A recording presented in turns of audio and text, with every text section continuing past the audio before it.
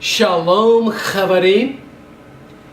Welcome to our introduction to Ugaritic, the civilization that gave rise to the language of Ugaritic. Before we begin, let's blow the shofar to remind us that our God provides.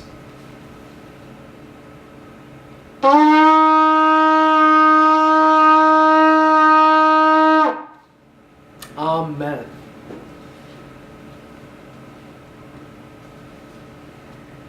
This is the great Baal stele, found in Ugaritic. It depicts the pagan god Baal in a way that he stands astride the water. These are waves. He is the weather god. He holds an upraised scepter in one hand. He is in control of kings. He grabs the lightning bolt in another hand, and in a third hand he holds the king. Ultimate authority and power does he hold over the kings of an agrarian civilization. So when you depend upon sun and rain and weather factors for abundance, you need a weather god like Baal, or so they thought. So when Elisha has his showdown with the prophets of Baal, that's in the vicinity of the civilization of Ugaritic. The third component of our study in this BIB903 course, this is going to illustrate for us what the culture and civilization was like in the ancient Near East between 1400 BC and 1190 BC. Right before the United Kingdom period. So I want to walk you through basic elements of Ugaritic and talk about the background it forms to the Old Testament. This is the coast of Syria. This is the Mediterranean Sea over here. Ras Shamra was the tell or the mound discovered in 1927. This is a picture of the Alawite tribe who was living in that region. Claude Scheffer was the French archaeologist who discovered this ancient civilization in 1927, before World War II. So the first thing he discovered were the tombs. The tombs that dated back to 1400 BC to 1190 BC. That caused him to probe further, and the rest of the civilization was unearthed. This is what Claude Scheffer called the most beautiful ivory relief that has been preserved from this remote age. Look at how detailed and how picturesque it is from that long ago. So the archaeologists involved from the French Archaeological Mission, Claude Scheffer, Henri de Contenson, Jean Margueron, and Marguerite Yan, who is the current archaeologist on the site. All from the University of Lyon in France. So this is an overall diagram of the site, the civilization of ancient Ugaritic, and I'm going to walk you through this and show you what was discovered at what time. So between 1929 and 1939, before the Second World War, this Acropolis was discovered. That was the first thing that they unearthed in the general site. You have a tiny little temple of Baal and another one to Dagon, the grain god. Hebrew calls him Dagon, but if the long A is not shifting in Canaanite, it's Dagon, the weather god. Excuse me, the grain god. So the weather god Baal, the grain god Dagon. Now, the house of the magician priest was also unearthed, which shows us a lot about the religious life during the time. We find, incantation texts and religious texts from his house. So, this is an example of a birth omen, which is found in the house of the Hurrian priest, room 10, and it shows you the exact find spot and the depth at which it was found. This is what's called a line drawing. So taking the tablet that was unearthed and just replicating the wedges of the tablet. So Ugaritic is written from left to right, and we find these cuneiform impressions in the clay, which were formed by taking a stylus and twisting it in the clay. And so you had basically 5 kind of impressions that were made. This would be a vertical wedge. You dig the wedge in here and then tail it off there. That's called a vertical. Then you have a horizontal here. Then you have a vertical in the other direction. Then you have a horizontal in the other direction. And then this symbol, which is made by taking the wedge and twisting it, that is called the Winkelhaken. So you have these 5 different symbols which are used to make up the writing system of Ugaritic, which is alphabetic. And so you're going to learn the Ugaritic alphabet. So each one of these sets of wedges indicates a different letter of the Ugaritic alphabet. But you can see this tablet is somewhat fragmentary. Some of the lines are missing, so that has to be inferred by what remains. But a birth omen, that is what this birth will indicate in terms of the future. So, what this is showing is that in room 10 of the house of the Hurrian priest, this was found at point 3732. So right there. Okay, so in archaeology, texts are unearthed, and then the exact spot in which they were found is marked and identified, and the precise depth. So this would have been found at a depth of 1.95 meters, roughly 6 feet. This is a list of sacrifices found in the South Acropolis. Right there, at the find spot 3783. These were the kinds of things that they offered up. So to correlate this with the biblical text, the law of Moses was given in 1446 BC. These lists of sacrifices would have been recorded shortly after that, but we can learn something about the general religious life in the area right after the Mosaic Law was given to Israel. The lower city was another spot that was unearthed during that time period. Then, during World War II and afterwards, the Hurrian Temple was unearthed. So this was adjacent to the Royal Palace, actually part of the confines of the Royal Palace. The Royal Palace itself,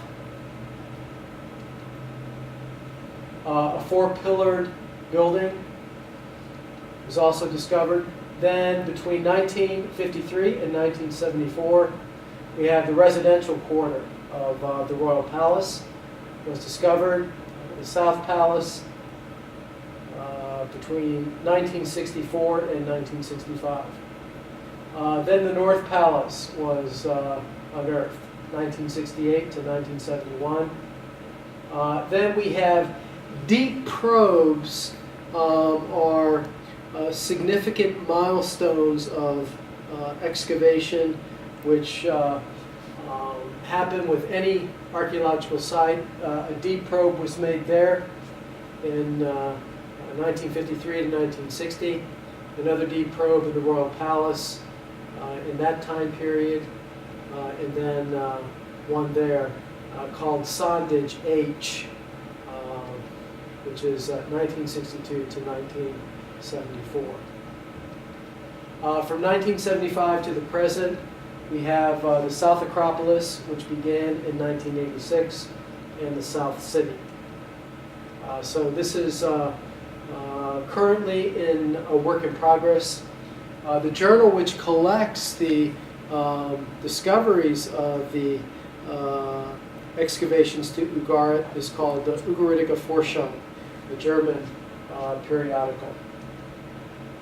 So another site which shows Ugaritic texts is Ras ibn Hani, and this is in the general vicinity of Ugarit. So Ras Shamra is down there. Ras ibn Hani is out there. So Ras Shamra was discovered first. Ras ibn Hani is after that, but also an important source of Ugaritic texts. Okay, this shows you the archaeological layers of the site going all the way back to 6500 BC. Notice that quite a bit is found from that antiquity. But the civilization of our interest flourished between 1400 and 1190 BC. So, in the time period right in here, recent Ugaritic from this time period unto 1190, that is the time period of our interest. So this shows you the different layers of excavation and preservation. This shows you the different kinds of pottery that were discovered. Often that's a reliable way of associating periods of time and civilization with the types of pottery in which we find in the different layers. Okay, so just a different smattering of archaeological finds.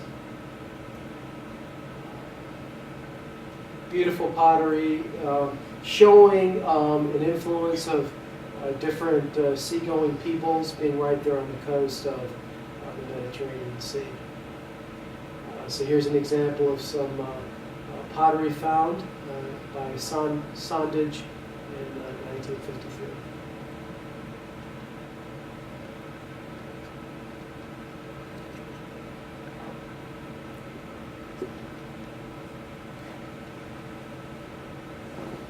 Fond of fish, as we find in the Mediterranean Sea.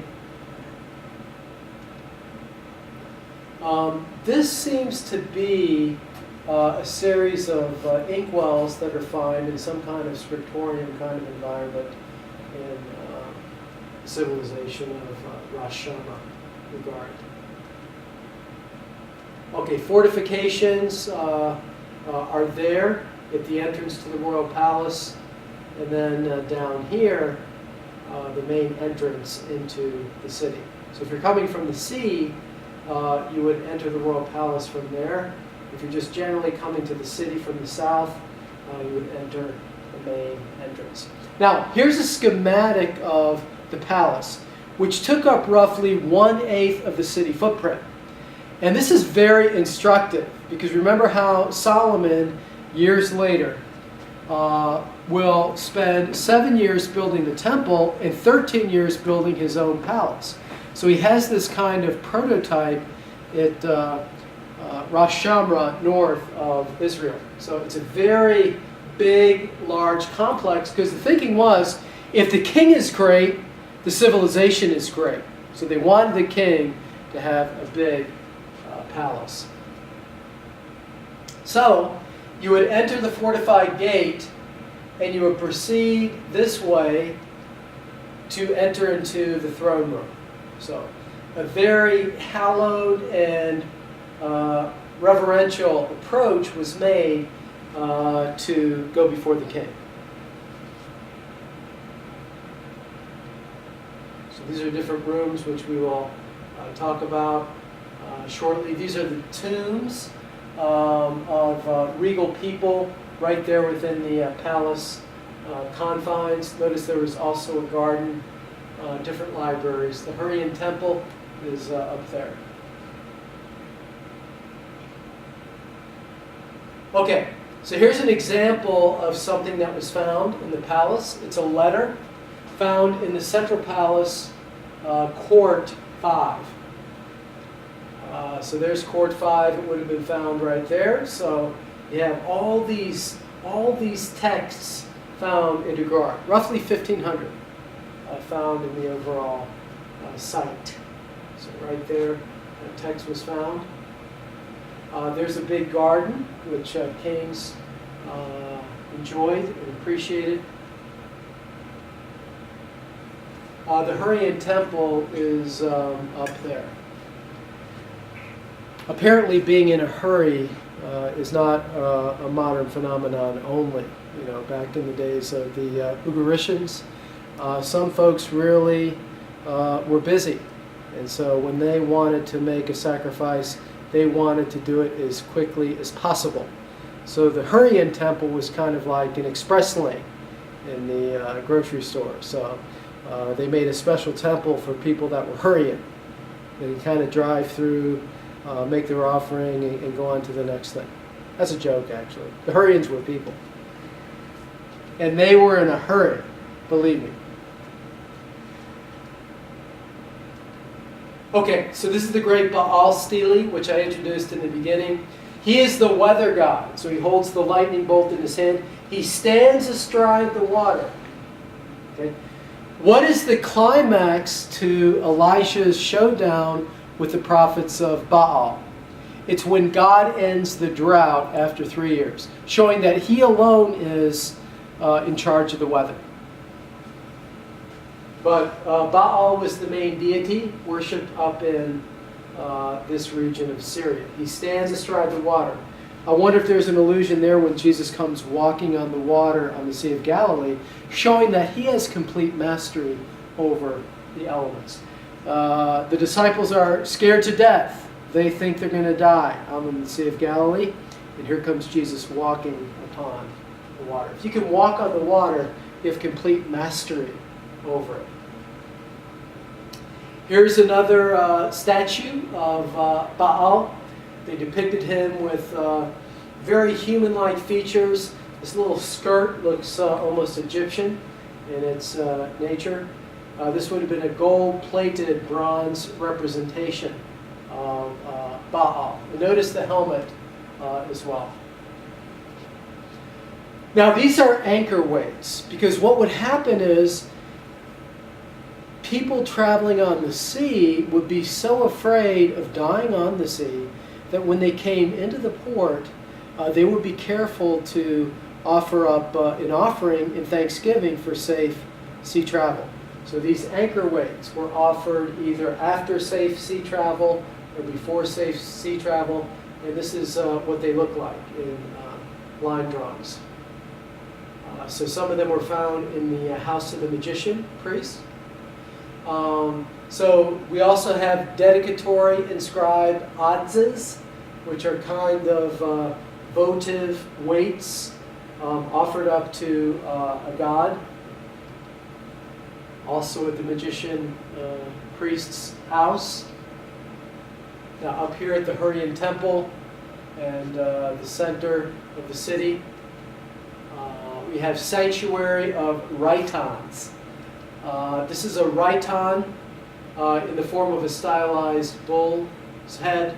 So you would pour liquid in there, and that would be offered up as a libation or some kind of drink offering. This is a rhyton in the form of a quadruped, a turtle, or a hedgehog. So a rhyton, a receptacle for fluid used to worship a pagan god through liquid. So this is another detailed schematic of the site. You can see the palace right there. You can see the wall around the city. This is a very beautiful find. This bowl, this gold bowl from Ugaritic with very intricate designs of animals and other features. There's another statue found from Ugaritic. This one is of the god Baal. Looks like he's ready to move, right? With his hands like that. You know, give a little shimmy or a shake as maybe to induce weather of different sorts. Large Baal, small Baal. These are seal impressions. These little signet ring kinds of things, which are found in Ugaritic. Different scarabs are found there at Ras Shamra. This is a mutilated sphinx with a cartouche of Amenemhet III that was found in Ugaritic as well. This is a mutilated stele of the Egyptian official Senusret Ankh in front of his mother-in-law, Hanutzen. So that is found in Ugaritic. You see the hieroglyphic writing. So there along the seacoast, you got a lot of Egyptian influence because the Egyptians wanted to dominate the coast of the Mediterranean Sea. Egyptian statues of the Middle Kingdom, priest and torso of a female, found in Ugaritic. Now these are Mycenaean vases found in a funeral vault in the harbor town. Now, Mycenaean pottery is Greek pottery. So the Greeks are coming down from the Greek Ionian city-states and settling along the seacoast. Some believe that that's the origin of the Philistines, who would have been down south. But we also find Mycenaean pottery up north at Ras Shamra. This is a Cypro-Mycenaean crater with a two-horsed chariot group. So very sophisticated for the time frame of which we're concerned. This is a vase in the form of some kind of figure or shape found at Ras Shamra. These are two warriors depicted on a Cypro-Mycenaean crater. So more Greek influence. You can see the head over here, another head over here. Long hair flows from the head of these two individuals. Now here's a hoard of archaic Greek coins, partly melted into silver ingots. So being on the coast, you would have had, you know, this trade influence from Greece, and they exchanged currency for goods. Here's a bronze tripod for a ritual vessel. Here is a Hittite seal of Ras Shamra. Now the Hittites were non-Semitic speaking people. In fact, Hittite is an Indo-European language, but we find Hittite evidence at Ras Shamra from this time period. The 14th century, which would have been the 1300s BC. Here is a letter from the Central Palace, room 53. So right there, 53 probably in this vicinity. So letters from one important person to another. Here is a depiction of a head, probably representing a member of the royal family at Ugaritic. Here's a dynastic, well, we won't cover that today. Here's a 500-pound bill from 1958, printed by the Central Bank of Syria. So notice it shows that head that we just looked at. It commemorates their roots in the ancient civilization of Ugaritic. Here's the back side of it. You saw that bowl that we had viewed before. And here is an obsidiary, which is the Ugaritic alphabet on this tablet preserved on this bill as well. So here's a close-up of that obsidiary, this showing the Ugaritic alphabet written in order. So you're going to learn the Ugaritic alphabet. It's a very advanced form of writing to be using an alphabet in 1400 BC. That is a brief introduction to the civilization of Ugaritic. The three great poetic epics which originate from this place are the Baal cycle, which talk about the exploits of Baal. Remember in 1 Kings 17 through 19, when Elisha is taunting the prophets of Baal. He says, maybe he's sleeping or taking a nap. These are the kind of human exploits which are used to describe the activities of Baal in the Baal cycle. He's also called the rider on the clouds. That's a phrase used for the Lord in the book of Psalms.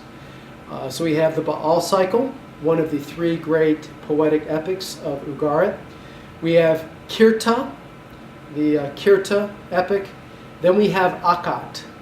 The Akkad legend has as its hero Daniel.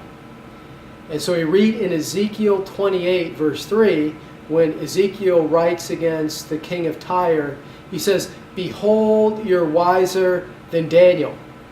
The spelling of Daniel there is the same as Dan-Elu of the Akkad legend. He's the hero. So what Ezekiel is saying to the king of Tyre is, oh, you're wiser than the hero of your civilization, Daniel. So that fits the antiquarian nature of the book of Ezekiel. So we're going to read parts of these three great epics, Baal, Kirta, and Akkad, to get a feel for the way that Semitic poetry worked in this time frame. Because then the book of Psalms is begun to be written under David. In fact, we have Psalm 90 already with the prophet Moses. The language of Ugaritic gives us the best contemporary analog to Hebrew poetry. So by studying the way that Ugaritic poetry works, we can shed a lot of light on Hebrew poetry. In fact, some have thought that Psalm 29 is so similar to Ugaritic in terms of its content and its design. There are some who believe that Psalm 29 had its origin in Ugaritic. Mark Futato, the Dean of Reformed Seminary in Orlando, would be one person that espouses that view. He wrote his doctoral dissertation on Psalm 29 under Aloysius Fitzgerald and proposed that. Michael O'Connor, my teacher, would say that's a bad idea. I think it's probably mimicking the lauding that was done of Baal, but it's saying that the Lord, He is the true weather God, Psalm 29. So we're going to enjoy our study of Ugarit, and I hope you've benefited from this overall table setting of our study. The civilization of Ugarit is probably the best way to understand what religious life, what secular life was like on the periphery of ancient Israel, because we don't have many cultures well preserved in that general region. But Ugarit is very well preserved. We understand its religious life, its social life, and so let's embrace it to understand the poetry of the Bible and also the civilization into which Israel grew and flourished. May the Lord bless you and keep you. Shalom.